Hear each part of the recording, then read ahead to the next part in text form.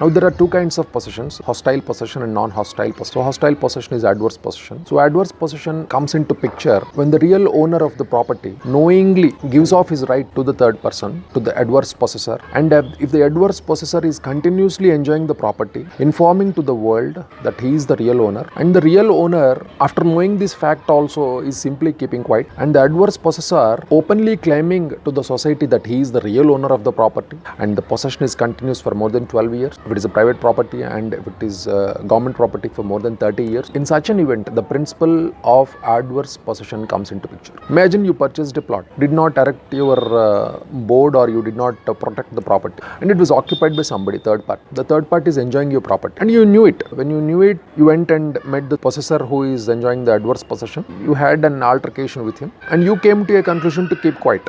You did not file a court case, or you did not make any complaint. You just simply let off the property. In other words, I would say you simply gave up. You sat quiet. In the eye of the law, the meaning for that is simply throwing something out of your premises, out of your custody, out of your possession. And it's picked by somebody. He safeguarded it. He protected it. He lived in it. He enjoyed in it, very well knowing that it is not his property. In such an event, adverse possession comes into picture. So adverse possession should be continuous, and it should be open, and it should be enjoyed by the adverse possessor for 12 years if it is a private property, and 30 years if it is a government property. It is simply on a simple principle that if the owner of the property doesn't care and consider if his property is being enjoyed by others, in the eye of the law, adverse possession comes into picture, because as I already told in my other video, possession is 9 out of 10 in law. Title is nothing before possession.